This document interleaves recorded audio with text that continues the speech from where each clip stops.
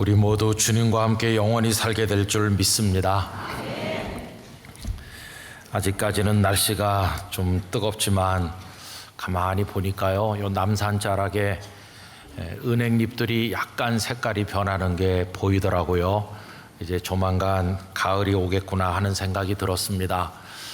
어느덧 8월의 마지막 주일이 되기까지 하나님께서 우리들을 눈동자와 같이 보호해 주시고 인도해 주신 것을 감사하면서 오늘 하나님 앞에 영광의 예배가 올려지기를 원합니다.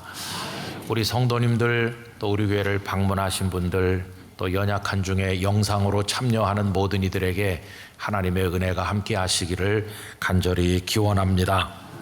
주보 사이에 제자 양육 훈련 과정 신청서를 이렇게 넣어드렸고요.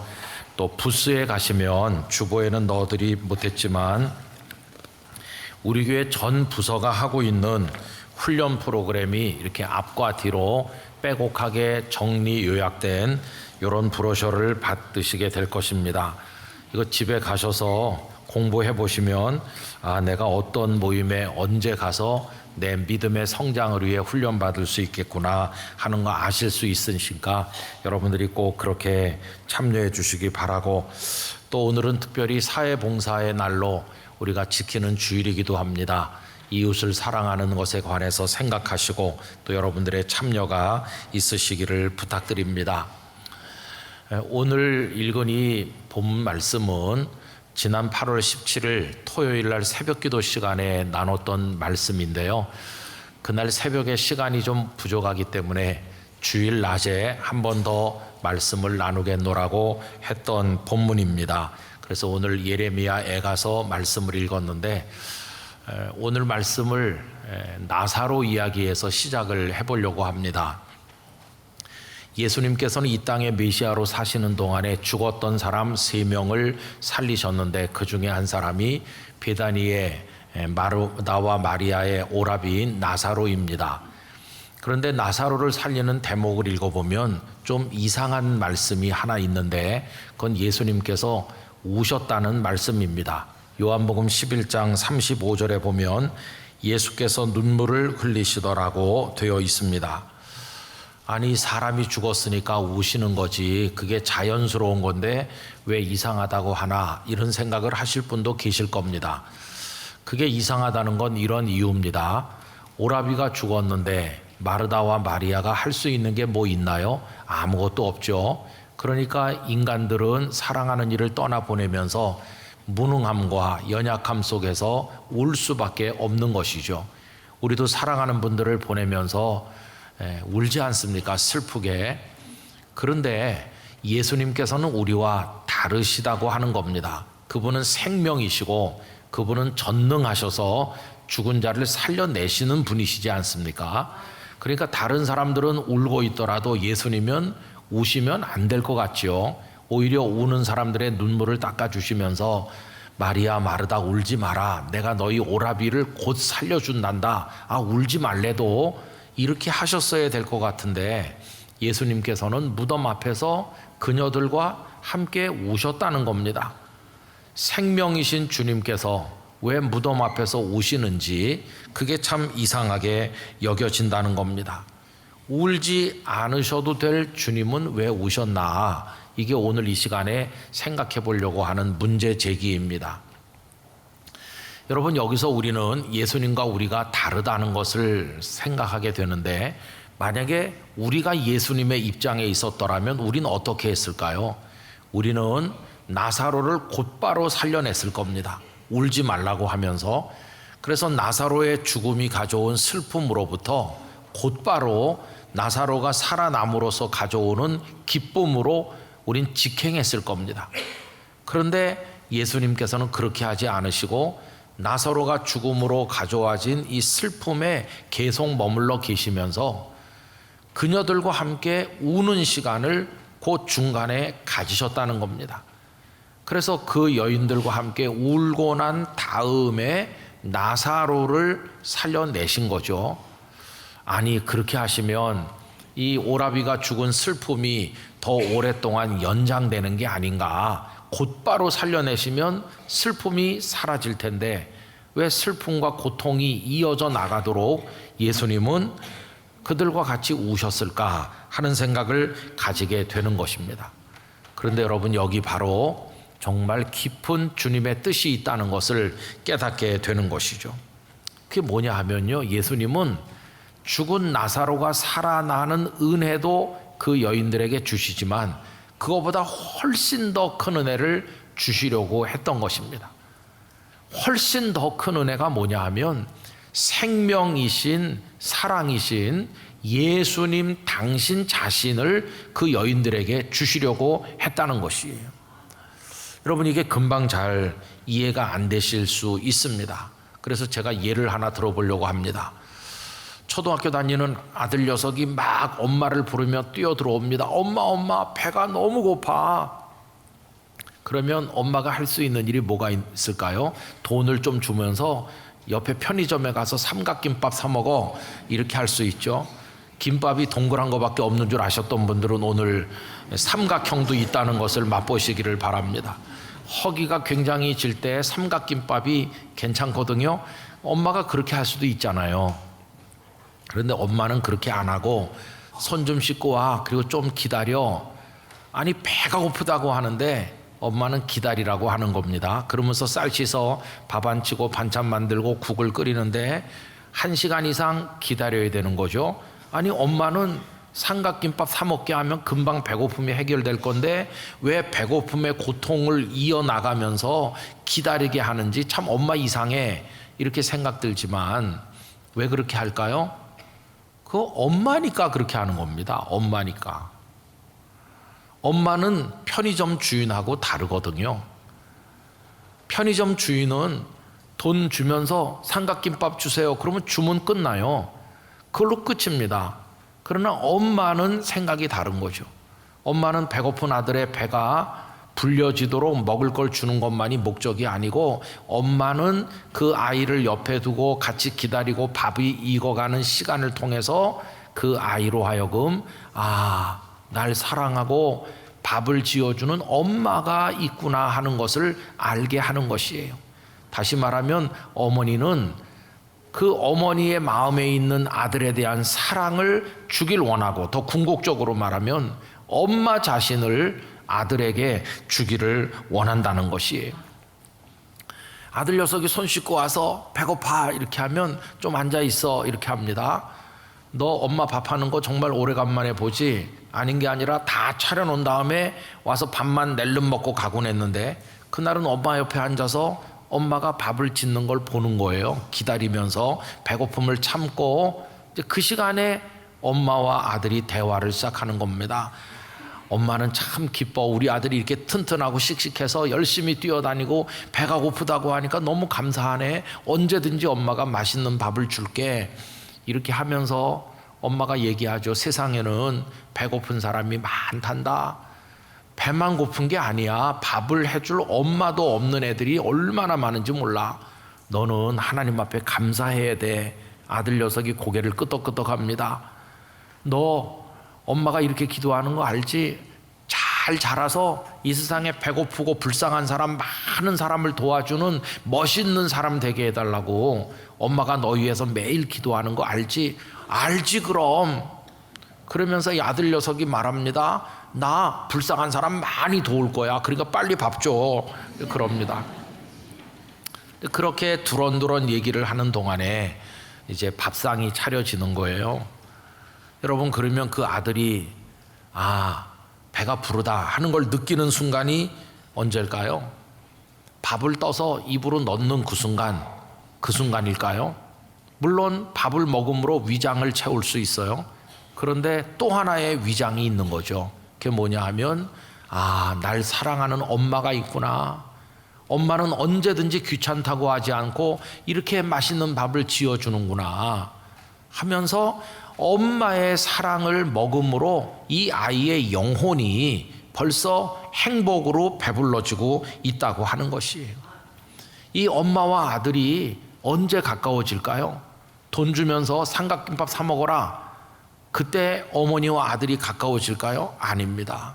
기다리는 그 시간을 통해서 엄마가 밥을 짓는 수고를 하는 걸 옆에서 보면서 배고픔을 참으면서 엄마와 아들은 함께 함으로써 가까워지고 이 아이는 엄마가 있다는 것 때문에 한없는 행복을 경험하게 된다는 것이.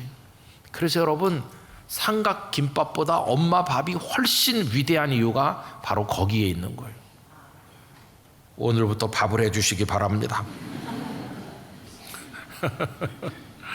그래서 이 아들 녀석은 배고픔을 참고 기다리면서 와, 나한테는 엄마가 있어, 너무 행복해, 이렇게 엄마로 인해서 마음속에 뭔가가 채워지는 것처럼 예수님께서 무덤문 앞에서 마리아와 마르다와 함께 울어주시는 그 시간, 그 슬픔을 공감하고 나누는 시간을 통해서 마르다와 마리아는 주님이 이렇게 우리를 사랑하는구나, 정말로 진심으로 애통하시면서 우리의 슬픔에 참여하시는구나, 우리에게는 주님이 계시는구나, 마치 그 아이가 엄마가 있다는 걸 다시 한번 확인하는 것처럼 이 여인들은 주님이 계시다는 걸 확인하고 큰 힘을 얻게 된다는 것입니다.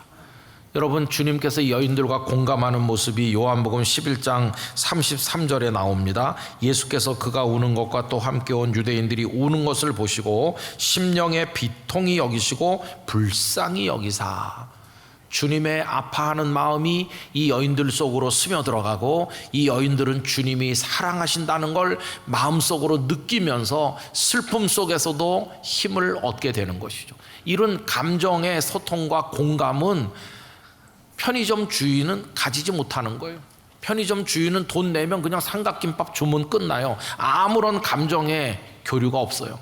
그러나 엄마와 아들은 밥을 짓는 동안에 많은 걸 교류하고 우리는 엄마와 아들 사이고 서로 사랑한다는 걸 확인하는 것처럼 예수님은 무덤 앞에서 우시는 시간을 통해서 그 여인들과 그런 공감을 나누심으로 당신을 그 여인들에게 주신 것을 우리가 확인할 수 있다는 것입니다.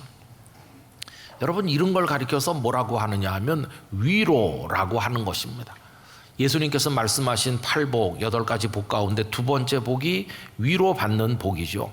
마태복음 5장 4절, 애통하는 자는 복이 있나니 그들이 위로를 받을 것이며. 애통하는 사람이 복을 받는데 위로라는 복을 받는 거예요. 근데 여러분, 위로가 복이 된다는 것을 좀 느끼실 수 있나요? 어떤 분들은 위로가 무슨 소용이 있어 이렇게 말합니다. 하긴 그 말도 일리가 있어요. 위로는 아무 소용이 없는 것 같을 때도 있어요. 왜 그러냐 하면 사랑하는 어머니가 세상 떠나서 슬퍼하는 친구에게 찾아가서 울지 마, 너무 슬퍼하지 마, 시간이 지나면 좀 나아질 거야, 내가 매일같이 와줄게, 이렇게 온종일 위로한다고 해서 뭐 달라진 게 있나요? 돌아가신 친구 어머니가 살아났나요? 아닙니다. 어머니는 돌아가신 그대로 있고 아무것도 달라진 게 없어요. 그래서 어떤 분들은 그거 위로 그거 다 소용없는 거라고, 하나도 상황 변화를 시키지 못한다고 이렇게 말씀할 수도 있을 것 같아요. 근데 여러분, 예수님은 위로받는 게 복이라고 방금 전에 읽은 말씀에서 말씀하셨잖아요. 상황이 달라지지 않는데 그게 왜 복인가?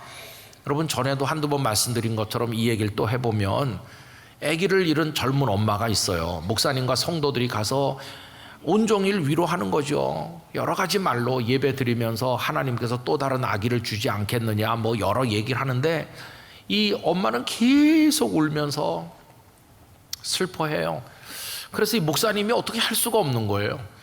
그런데 따라갔던 나이 많은 권사님이 이 아기 엄마 곁으로 다가가더니 이렇게 끌어안고 등을 두둑두둑 하면서 귓선에다 대고 뭐라고 몇 마디 하니까 좀 있으니까 아기 엄마가 눈물을 닦고 권사님 감사합니다, 제가 힘내서 살아보겠습니다, 이러는 거예요. 목사님이 굉장히 당황했습니다. 난 아무 걸 못 해주는데 권사님은 몇 마디 말하니까 해결됐거든요. 그래서 목사님이 집에 오면서 권사님한테 물어봤다는 거 아닙니까? 권사님 뭐라고 말했는데 그렇게 됐는지 좀 알려주세요. 그러니까 권사님이, 목사님은 할 수 없는 말을 제가 했습니다. 제가 할 수 없는 말이 뭔데요? 내가 이렇게 말했죠. 애기 엄마 울지 마, 나는 아들을 둘이나 보내고 살고 있는 중이야. 하나님께서 나에게 힘 주셔서 오늘까지 살게 하셨으니까 애기 엄마에게도 힘을 주실 거야, 힘내, 이렇게 말했죠. 그러니 목사님네 애들은 잘 자라고 있으니까 내가 하는 말을 목사님은 아무리 해도 못하는 거죠. 여러분, 이 권사님이 그렇게 말씀했다고 해서 위로한 건데, 권사님은 그럼 뭐가 달라졌나요? 그 아기가 살아났습니까? 아닙니다. 그냥 아기는 그냥 이뤄진 그대로예요. 그래도 이 엄마의 마음속에 살아갈 힘이 생긴 거예요. 한번 살아봐야 되겠다, 이대로 주저앉지 말아야 되겠다는 용기가 생겼는데, 그게 뭘까요? 그게 위로 받은 것이에요. 그래서 여러분, 위로라고 하는 게 아무 소용이 없는 게 아니라 내 곁에서 함께 울어주시는 그 시간에 그분이 내 마음으로 들어오시는 거고, 나는 그분의 그 나와 감정적으로 공유하시는 걸 통해서 그분을 소중하게 여기는 마음이 생기면서, 아, 내게는 주님이 계시구나, 이걸 깨닫는 거예요. 나사로가 살아나기 전에 주님은 당신이 그녀들 곁에 계시다는 걸 확인시켜 주시는 거예요. 주님을 주시는 거예요. 이게 얼마나 중요한지 우리가 알아야 되는 것이죠. 여러분, 하나님은 위로하시는 하나님이십니다. 고린도후서 1장 3절에 보면 찬송하리로다, 그는 우리 주 예수 그리스도의 하나님이시요 자비의 아버지시요 모든 위로의 하나님이시며, 하나님은 모든 위로의 하나님이세요. 이 고린도후서가 기록될 당시에 사도 바울은 굉장히 힘들었습니다. 고린도 교회 교인들이 바울을 오해하고 비난하고 바울이 전한 복음을 배척하고 이런 어려움을 겪을 뿐만 아니라 바깥으로부터는 전도자가 겪는 환난과 핍박이 중첩돼서 아주 어려운 지경에 있었는데, 하나님께서 바울을 위로하셨어요. 그래서 바울이 살아갈 힘을 얻었고 그 어려움 중에도 계속 복음을 전도할 용기를 가지게 되었는데, 그게 위로였어요. 그래서 그는 하나님을 모든 위로의 하나님이시라고 고백을 하게 된 것입니다. 상황이 뭐 확 달라졌나요? 아니에요. 물론 고린도 교회 교인들이 바울을 오해했던 게 좀 해소가 됐고 바울에게 미안하다는 말도 했고 그래요. 그렇지만은 큰 틀에서 보면 이 전도자 바울이 겪었던 환난과 핍박은 날이 갈수록 더 심해지고 나중에 감옥에 갇히고 고생하시다가 결국은 로마에서 순교의 제물이 되지 않았습니까? 그러니까 상황이 달라진 게 없는 거죠. 그런데도 이 바울은 끝까지 전도자의 길을 걸어가면서 그 사명을 감당할 수 있는 힘을 하나님으로부터 얻었던 것이고, 이 아이가 엄마가 차린 밥을 떠먹기 전에 벌써 내게는 엄마가 있어 그러면서 행복해진 것처럼, 여기 이 바울도 그 어려운 상황은 계속되지만 하나님이 주시는 은혜와 그 품에 안긴 기쁨으로 인해서 행복을 느끼면서 그 전도자의 길을 걸어갈 수 있었다고 하는 것이에요.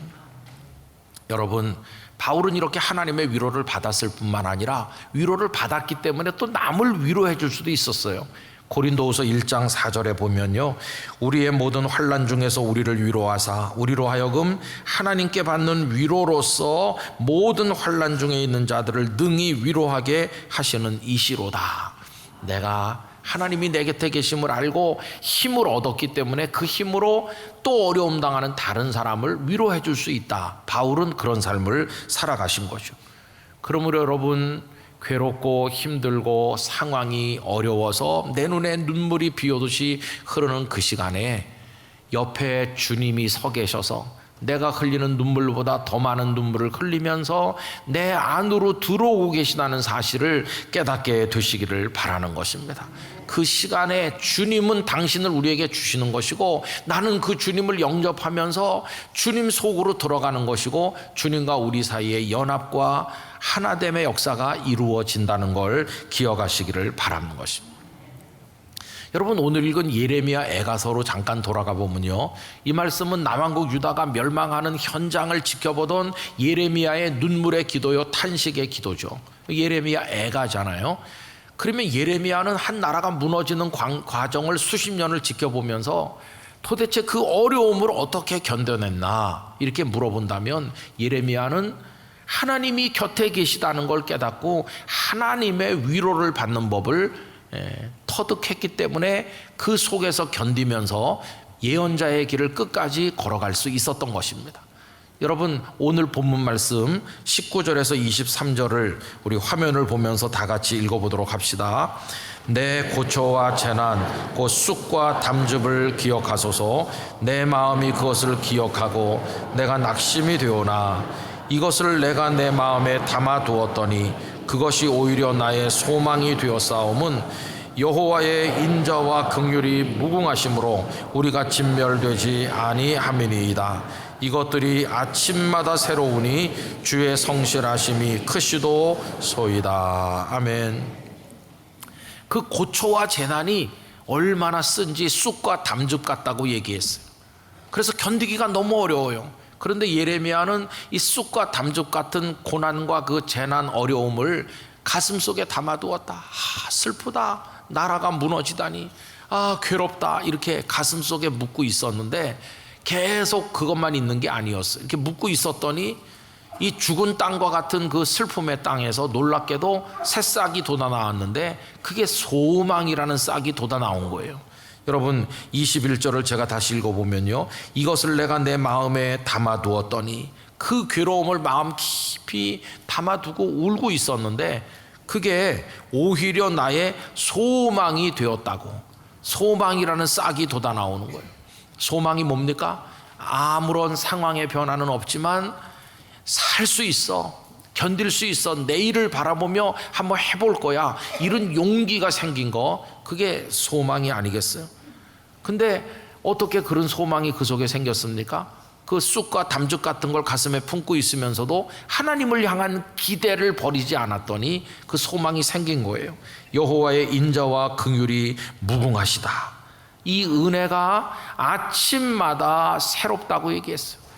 매일 아침 하나님을 생각하고 곁에 계신 하나님을 떠올리고, 하나님이 나와 함께 계시다면 나라가 망하는 와중에서도 나는 감당해낼 수 있을 줄 믿습니다. 그러면서 그 사명의 길을 걸어가게 되었다는 것입니다. 그래서 예레미야는 가장 큰 고통 가운데 있었지만 끝까지 버티면서 예언자의 사명을 완수할 수 있었던 것이, 마르다와 마리아, 오라비를 살려주실지 않을지 아무것도 몰라요. 예수님이 살려주겠다고 약속한 것도 아니죠. 그냥 무덤이 어디냐 가보자 이래가지고 무덤 앞에 온 거죠. 근데 보니까 예수님이 울고 계시거든요. 이분이 이렇게 우리를 사랑하시는구나, 이렇게 우리 마음을 알아주시는구나, 위로를 받는 거죠.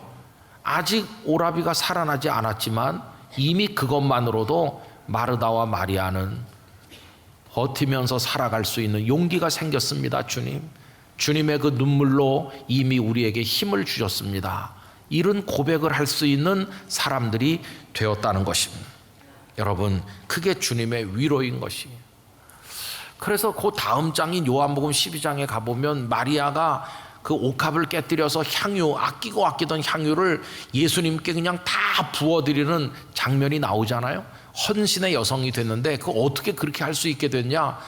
오빠를 살려주셨으니까, 이렇게 말할 수 있지만 저는 그렇게 말하는 것보다, 물론 오빠를 살려주셔서 그랬겠지만은 더 근본적으로 말하면 오빠가 살아나기 전에 이미 주님의 사랑을 알았기 때문이에요.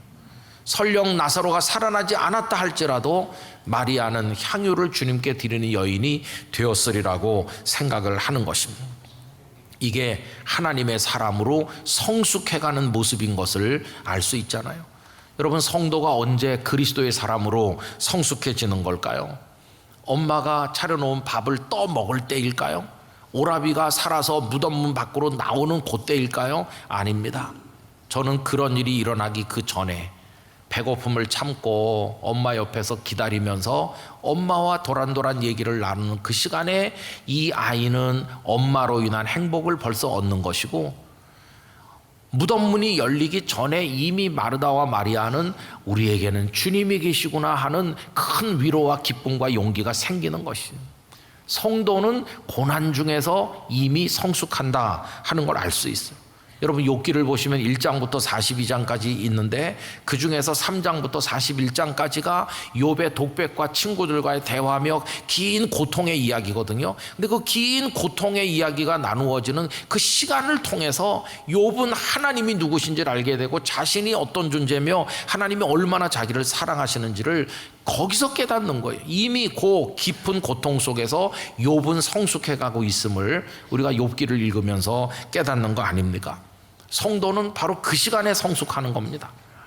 루마니아에 살아있는 순교자라고 말했던 그 리차드 범브란트 목사님 얘기를 제가 자주 하는데요. 이분은 14년 동안을 감옥에 갇혀 계셨고 3년은 비단줄기 들어오지 않는 지하 감방에 계셨죠. 처음에는 나치에 의해서 갇혀 계시다 나중엔 공산당들에 의해서 갇혀 계셨던 분이신데, 그분이 감옥에 있던 시간을 회상하면서 이런 글을 남긴 게 있습니다. 나는 햇빛은 물론 나무나 풀도 볼 수 없는 지하 20피트의 독방에서 채광권 없이 지내야만 했다. 그런 절망의 상황에 서면 사람은 누구나 선택해야 한다. 내가 어떤 선택을 했는지를 언젠가 단 한 번 보았지만 잊을 수 없는 일본 그림을 이야기함으로써 설명할 수 있을 것 같다. 이 목사님이 일본 그림을 하나 본 거예요. 이제 그 그림 얘기를 해보는 겁니다. 그 그림 한쪽의 책상에는 탐스러운 꽃이 담긴 화병이 있었다. 책상 곁에는 TV가 있었고 마침 한 사람의 목이 잘리는 끔찍한 장면이 비춰지고 있었다. 그런데 그 그림 속에 있는 그 방의 가족들과 몇몇 방문객들은 모두 끔찍한 TV 화면만 바라보고 있을 뿐 한 사람도 책상 위에 아름다운 꽃을 보는 사람은 없었다. 그러니까 그 방 안에서 꽃을 볼 건지 끔찍한 TV 화면을 볼 건지를 선택하잖아요. 그것처럼 감방에서도 그렇다. 거기에는 차디찬 벽과 쇠창살, 손발을 묶은 사슬과 소름 끼치는 고문 도구들이 있다. 무엇을 바라볼 것인지 선택해야 한다. 난 선택했다. 그 끔찍한 것들을 바라보지 않기로 선택했다. 그 대신 나는 거기서 하나님을 바라보았고 하나님의 세계, 천상의 세계를 바라보았으며 내게 베푸신 사랑을 다시 떠올렸다. 그리스도께서 후자를 볼 수 있게 은혜를 주셨다. 이를 통해 나와 동료들은 감방에 있었지만 신앙과 평화와 기쁨을 지킬 수 있었다. 고문도 우리를 무너뜨리지 못했다. 감옥에 있을 때 그 끔찍한 고통의 모습을 바라볼 것인지 아니면 그 고통 속에서도 같이 계시는 주님을 바라볼 것인지를 믿음으로 선택해야 되는데, 이 범브란트 목사님은 칠흑 같은 어둠 속에서도 주님을 바라볼 수 있었다는 것이, 여러분, 이분이 영적으로 그렇게 세계적인 영적 거성으로 성숙한 건 언젠가 감옥문이 열리면서 넌 서방 세계로 추방된다 그러면서 석방돼 나오는 그 순간에 그분의 믿음이 쑥 성숙했을까? 아닙니다. 독방에도 갇히고 말할 수 없는 고초를 겪던 14년의 세월 내내 그분은 곁에 계신 주님을 깨달으면서 성숙해 갔던 것입니다.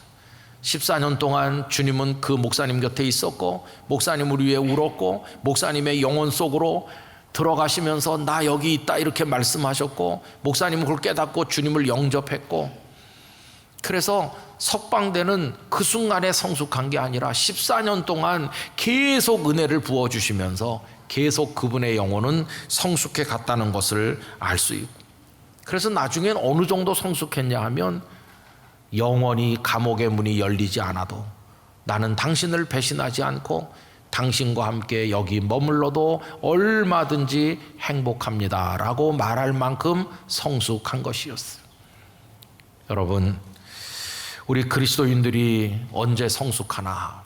너무 빨리 문제가 해결되도록 졸라대는 것은 엄마 삼각김밥 사 먹게 돈 줘 그렇게 말하는 것과 별로 다를 바가 없는 것이잖아요. 하나님의 사랑의 밥상이 차려지는 그 시간까지 기다릴 수 있는 사람 되기를 원합니다. 하나님과 대화할 수 있는 사람 되기를 원합니다. 하나님의 사랑을 깨닫게 되길 원합니다.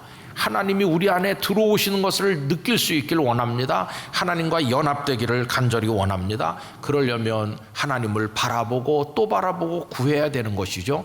오늘 본문 24절에서 26절을 다 같이 읽어보도록 하겠습니다. 내 심령에 이르기를 여호와는 나의 기업이시니 그러므로 내가 그를 바라리라 하도다.